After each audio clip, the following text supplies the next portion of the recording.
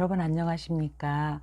오늘 여러분들에게 강의로 인사드리게 된 저는 이현희 강사입니다. 먼저 영등포 노인종합복지관을 통해서 많은 시니어 여러분들을 저는 여러 번 배워왔습니다. 복지관을 들어가면 여러분들 선배이신 우리 시니어 어르신들께서 밝은 모습으로 항상 학습하시고 또 많은 취미 활동을 하시는 거 많이 배워왔는데요. 밝고 긍정적인 여러분들의 모습을 보면서 이미 여러분들은 저희들의 선배이시기도 하지만 여러분들의 모든 행동과 그리고 표정, 그런 것들이 저희들이 앞으로 걸어가야 될 삶이구나. 행복한 저분들의 모습을 보면서 존경함을 저희들이 표하는 바입니다. 그런데 여기다 조금 더 이미지업을 한다면 우리 선배이신 시니어 여러분들께서 더 삶의 질도 높아지고 긍정적인 삶을 살아가지 않을까라고 생각하면서 오늘 주제를 잡아보았습니다. 그래서 오늘 주제는 민주주의 리더이신 시니어 여러분들의 소통 이미지에 대해서 여러분들에게 영상으로 강의를 하도록 하겠습니다. 사실 요즘 코로나 시대라고 해서 많은 어려움이 있는데 저도 이렇게 강의를 여러분들에게 직접 면대면으로 하는 것이 쉽지 영상으로 찾아가는 강의는 익숙지도 않고 조금 어색하기도 하고 그런 면이 있습니다.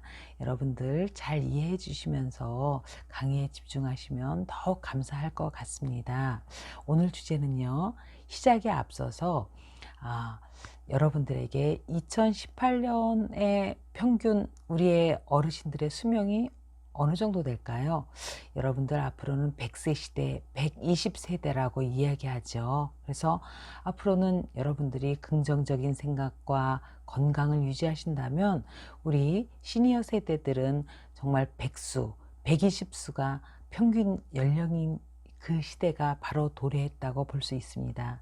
2018년 현재 남성들의 평균 연령은요 78.9세, 거의 80세를 사시는 것이 평균 연령이라고 하고요. 여성들은 조금 더 연령이 높습니다. 그래서 85.4세 이 정도로 평균치를 나누는 것이 바로 2018년인데 지금 2020년도에는 조금 더 올랐으리라고 생각을 합니다. 그래서 시작에 앞서서 우리 민주주의, 민주시민의 또 리더이신 선봉에 계신 우리 어르신 세대 이분들의 과거에 대한민국을 위해서 어느 정도 일하시고 봉사하시고 또 헌신하셨는지 그거에 대해서 우리가 한번 되돌아보기도 하고 여러분들과 함께 생각을 하는 시간을 갖도록 하겠습니다. 두 번째는요, 민주시민이란 이미 우리 선배 세대이신 시니어 여러분들께서는 민주시민의 어떤 표상이 되기도 합니다. 그런데 조금만 더 소통하는 것에 플러스를 한다면 여러분들은 정말 더 긍정적인 우리 시대의 어떤 리더로서 큰 자리매김을 할 수 있지 않을까라는 생각에서요. 민주시민의 역할은 무엇이고 민주시민은 어떤 것인가 라고 우리가 학습을 함으로써 조금 복습을 한다고 생각을 하시면 될 것 같습니다. 어쩌면 감히 제가 선배 어르신들에게 민주시민이 어떤 것인가를 가르치는 것 자체가 굉장히 모순이라고 생각을 하는데 복습하는 의미에서 한번 같이 생각해 보는 것이 어떨까라고 생각을 합니다. 그리고 세 번째는 우리가 그렇다면 우리 선배 세대이신 우리 시니어 여러분들께서 어떻게 소통을 조금 더 업하시면 후배 세대인 저와 더 후배가 되는 어린 청년들 이들과의 소통을 할 수 있을까? 소통을 잘한다는 것은요, 이들과 함께 살아가는 데 있어서 어떤 윤활유 역할을 하시는 우리 선배 세대가 더욱더 존경을 받지 않을까라고 생각이 됩니다. 그렇다면 소통의 의미에서 어떤 것을 우리가 스킬을 잡으면 소통이 잘 될까요? 언어 그리고 표현의 힘 이런 것을 한번 생각을 해 보겠습니다. 그래서 네 번째는 우리가 어떻게 언어를 구사하고 표현을 하고 그다음에 유연하게 표현을 하느냐에 따라서 우리의 표현 상태는 굉장히 다르리라고 생각을 합니다. 이렇게 민주시민의 역할, 민주시민 그리고 소통의 중요성, 언어와 표현 이런 것을 마무리하는 의미에서 나머지 다섯 번째는 마무리를 하고 강의를 마치도록 하겠습니다. 이 세 가지 파트로 강의를 나누어서 할 텐데요. 여러분들 조금은 재미없을 수 있을 것 같아요. 그렇지만 우리 어르신 선배 세대들께서는 집중을 잘 하셔서 강의를 잘 들어주시리라 생각을 하면서 강의를 시작하도록 하겠습니다. 자, 그럼 강의를 시작하도록 하겠습니다. 우리 시니어 어르신 선배님들께서는 강의에 집중하시면서 화이팅 해주시기 바랍니다. 먼저 민주시민의 필요성 이런 것을 제가 첫 번째로 말씀드리고요. 두 번째는 소통의 중요성, 세 번째는 그러면 소통을 하려면 언어와 표현의 힘은 어떤 것인가 재미있게 한번 풀어가 보도록 하겠습니다. 이 세 가지를 말씀드리기 전에 우선 시작에 앞서서 100세 시대란 어떤 대처를 가지고 우리가 살아야 되는지 한번 생각해 보겠습니다. 지금 현재는요, 100세 시대를 넘어서 120세 시대까지 살 수 있다는 그런 연구 논문도 많이 준비를 하는 분들이 계십니다. 그래서 우리 어르신들께서는 건강과 그다음에 자존감, 사회 참여, 봉사 이런 것들을 잘 활용하신다면 그야말로 100세 시대에 맞서서 나도 100세까지는 건강하게 살 수 있구나 라고 생각하실 수 있을 것입니다. 2018년 현재 우리 국민의 평균 수명은요, 평균적으로 83세가 넘습니다. 남자는 78.9세, 여자는 85.4세 정도로 추정이 되는 것이 바로 요즘 세태라고 볼 수 있습니다. 그렇다면 우리 선배님들께서, 우리 시니어 여러분들께서는 평균 연령보다는 더 높이 사시는 것이 어떤 희망이라고 볼 수 있고 여러분들이 하실 수 있으시죠? 그러면 지금 이 시대에 우리가 해야 될 건 무엇일까요? 먼저 노화 가정에 대한 이해를 나 자신에 대해서 해야 될 것 같습니다. 그래서 내가 생물학적으로, 심리적으로 혹은 사회적 가정의 이해를 스스로 함으로써 건강한 삶을 영위하는 것이 큰 목표로 삼아지지 않나라고 생각을 합니다. 그렇다면 이 과정에서 노화 가정에 대한 적응 기술이 필요한데 이 기술에 대해서는 여러분들과 저도 마찬가지입니다. 잘 아직 적응하지 못하고 있습니다. 그래서 우리가 학습을 통해서 계속적으로 배워나가는 것도 필요하다고 생각을 합니다. 또한 적절하고 그리고 여러분들이 좀 여가 활동을 할 수 있고 또 이것을 유지하고 개발하는 것도 굉장히 긍정적인 삶에 영향을 미친다고 생각을 합니다. 시민사회 이해, 특히 제가 오늘 제시하고자 하는 것은 민주시민사회 이해와 사회 참여를 하고 여러분들이 그동안 많은 헌신을 해왔지만 봉사활동을 또 병행하는 것도 여러분들의 어떤 긍정적이고 행복한 삶을 영위하는 데 큰 효과가 되지 않나라는 생각을 합니다. 여기에 따라서 여러분들의 건강 유지도 또 증진을 해주시는 것도 좋은 방법이라고 생각을 합니다. 그리고 지식과 정보화 사회의 적응이 여러분들 잘하고 계신데요.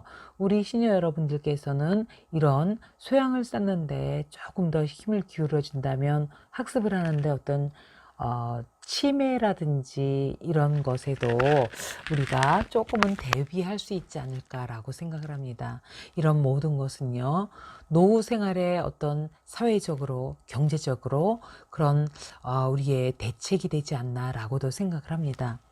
우리 시니어 여러분들 중에서는요, 지금 내가 돈이 없고 용돈이 없어서가 아니라 건강도 영위하고 사회적으로 어떤 일을 한다는 그런 것에서 책임감도 느끼고 내가 자부심도 느끼기 위해서 경제활동을 하고 싶으신 분들도 계시리라고 생각을 합니다. 굉장히 건강에도 저는 좋은 방법이라고 생각을 하고 있습니다. 그렇다면 우리가 시니어 세대가 또 느껴야 될 것이요. 같이 맞닥뜨린 것이 바로 뉴 시니어 세대라고 할 수 있습니다. 뉴 시니어 세대는요, 그야말로 50대 후반인 분들을 또 대상으로 하는 것입니다. 건강과 여유 있는 자산, 그리고 소비 의욕도 가진 한국의 전쟁 후의 베이비 붐 세대라고 할 수 있는데요. 이들이 바로 고령화 시대의 어떤 소비층으로도 부상하기도 하고 시니어 선배님들의 또 어떤 후배이기도 합니다. 이들과 여러분들께서 정말 같이 삶을 영위해 나가야 될 그런 세대라고 할 수 있습니다. 그러면 이들과 여러분들의 어떤 공통점을 찾아볼까요? 신체적인 건강도 필요하고 시간적인 그리고 경제적인 여유도 필요하고 그리고 소비 의지도 있으신 것이 우리 뉴 시니어 세대와 또 비슷한 우리 선배 어르신 세대라고 할 수가 있을 것입니다. 그래서 이들과 적절히 교류를 하면서 잘 삶을 영위해 가는 것이 여러분들의 지금 간절한 소망일 수도 있고 여러분들이 해야 할 지금 현재의 과제이기도 하다고 저는 생각을 합니다. 우리가 민주주의라고 하면 여러분들은 어떤 생각을 하세요? 우리 현재 어르신들께서는 민주주의 역할을 잘 수행하고 계신 여러분들이라고 저는 생각을 합니다. 또한 민주주의의 3대 원칙이 있습니다. 거기에는요, 대표성을 띠고 책임이 따르고 그리고 내가 직접 참여해야 되는데요. 우리 어르신들께서는 이미 우리들의 선배로서 대표성을 띠고 있습니다. 그리고 책임성과 어떤 헌신의 마음으로 이 대한민국을 이끌어 오신 리더라는 생각을 저희는 감사한 마음으로 갖고 있습니다. 또한 여러분들께서는 많은 봉사, 사회에 봉사하고 사회에 참여하는 그런 마음을 또 이미 다 갖고 계셨으리라고 생각을 하고 여러분들의 지금 현재 모습이라고 저는 감히 생각을 하고 있습니다. 그렇다면 여기에 조금 더 보탠다면 민주시민인 어떤 마음을 가져야 되는지 우리가 한번 생각을 해봐야 될 것 같습니다. 제가 강사이긴 하지만 감히 여러분들께서 잘 살아오신 이 모습에 대해서 가르친다는 것은 조금 어불성설이라고 생각을 하고요. 여러분들과 함께 다시 한번 복습의 의미에서 민주시민 교육이란 어떤 것인지 이 필요성에 대해서 한번 되짚고 넘어가 보도록 하겠습니다. 교육의 필요성은요. 우리가 급격히 변화하고 변천하는 사회에 적응하도록 하고요. 발전적인 민주사회를 이룩할 수 있도록 우리 시민으로서 지녀야 할 자질을 기르는 것이 바로 민주시민 교육의 목적이라고 할 수가 있겠습니다. 거기에다가요, 민주주의 원리를 존중하고 실천하는 태도를 가지는 것은 굉장히 중요하죠. 예. 그 태도에다 개인적인 행복을 추구하고 결국은 국가와 사회를 위해서 그 발전에 공헌할 수 있는 사람, 이들을 키우고 이들에게 교육하는 것이 바로 민주시민 교육의 필요성이라고 할 수가 있습니다. 결국은요, 이 교육은요, 개인적인 행복을 또 추구하게 되고요. 동시에 국가와 사회에는 어떤 발전에 공헌하는 그런 계기가 된다고 할 수가 있겠습니다. 그러면 민주시민이란 어떤 것일까요? 민주주의의 원리를요, 존중하는 그런 삶이 아닐까 생각을 하고요. 민주시민 원리를 존중하기도 하고 실천하는 태도를 갖는 것이 굉장히 중요한 것이 바로 이 민주시민이란 교육의 필요성이라고 생각합니다. 그리고 조금 전에 제가 말씀드렸듯이 이 시대가 요구하는 진정한 민주시민은 어떤 시민일까요? 여러분들께서 이미 실천하고 계신 민주주의 원리를 존중하는 태도, 그리고 나의 개인적인 행복도 추구하는 태도, 또 국가와 사회의 발전에 공헌하는 그런 마음가짐, 이것이 바로 시대가 요구하는 민주시민이라고 할 수가 있을 것입니다. 그렇다면 여기에 앞서서 우리 선배 세대이신 우리 사회를 이끌어 오시고 지금 대한민국이 있게 한 원동력이신 우리 어르신들의 삶을 한번 되짚어 보도록 하겠습니다. 대한민국은요, 지금 현재 세계 10위권의 경제력을 자랑하고 있습니다. 세계 10위권의 경제대국 대한민국이죠.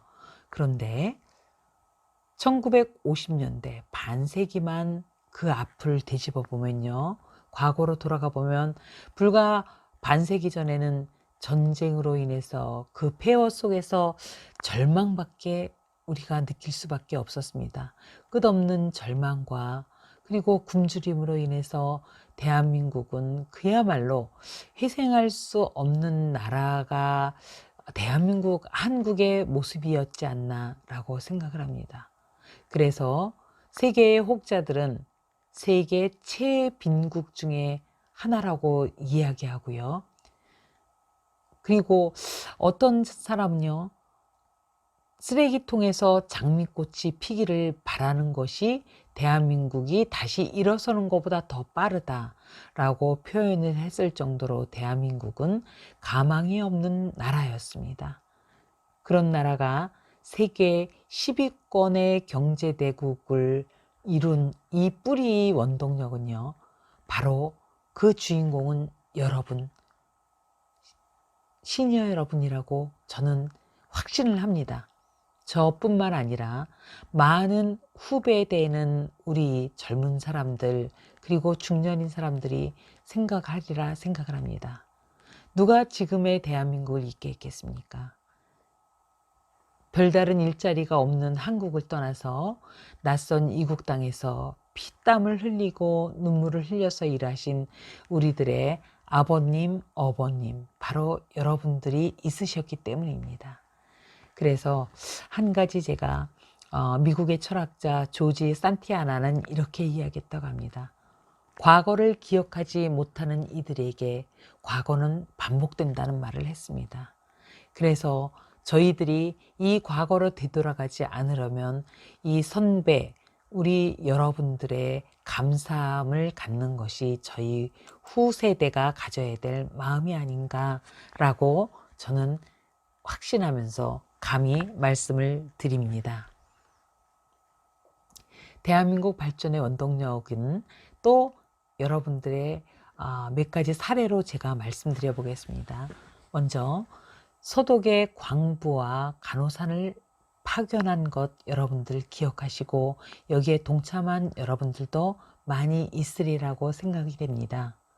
1963년대에 서독 광부로 파견돼서 4,000m 갱도에 들어가 큰 장비도 없이 지열, 그 뜨거운 열기를 견디면서 석탄을 캐서 우리에게 달러를 벌어서 돌아오신 8,000여 명이 넘는 선배 세대가 있었음을 저희는 기억합니다. 그리고 1966년부터 서독의 간호사로 파견돼서 중환자실이라든지 그쪽 간호사가 안 하는 어려운 일들을 한 13,000여 명의 어머니 간호사가 있었습니다. 그들이 송금한 돈은 총 1억 불에 달했다고 합니다. 이 달러로 인해서 대한민국은 다시 일어날 수가 있었죠. 그리고 월남전 참전을 비롯해서 중동으로 진출한 우리의 선대 어르신들이 계셨습니다. 1965년부터 1973년까지 월남전에서 희생된 사람들은 5,000명이었습니다. 5,000여 명이었습니다. 그리고 1970년대에 오일 쇼크로 인해서 중동 건설 붐이 일어났고 1975년도에 해외 진출 건설업체 수는 현대건설을 비롯해서 30개사가 넘었습니다. 그 당시에는요, 한 집 건너 한 집씩 중동 건설 현장으로 아버지가 떠나는 집들이 많이 있었습니다. 그래서 월남전에서는 7억 5천억 불, 중동 현장에서는 205억 불을 벌어들여서 우리나라가 다시 재건하는 데 많이 힘썼다고 합니다. 그러면 이렇게 나가지 않은 분들은 어떻게 일을 하셨을까요? 산업 및 현장에서 대한민국 곳곳에서 70년대에 농가가 80%는 초가집이었고 전기 들어오는 집은 20%도 안 되었습니다. 이 모든 것을 여러분들께서 희생하고 헌신하셨고요. 2011년부터는 4년 연속 무역이 1조 달러를 달성했다고 합니다. 그래서 지금 현재는 세계 최고로 인정받는 현재 우리 대한민국이 되었습니다. 이 모든 것에 앞장선 분들은 바로 여러분, 자존감을 높여도 되고 자신감을 가지셔도 되는 우리 어르신 세대가 한 일이라고 생각이 됩니다. 여러분들이 그러면 이렇게 고생을 하셨고 나라를 위해서 헌신을 하셨는데 더 큰 자신감과 자존감을 가지고 건강하게 삶을 영위해야 되지 않겠습니까? 그래서 다음 시간에는 이 삶을 조금 더 삶의 질을 높이고 여러분들이 좋은 삶을 영위하기 위해서 필요한 것이 무엇인가, 소통의 중요성에 대해서도 한번 공부를 해보도록 하겠습니다.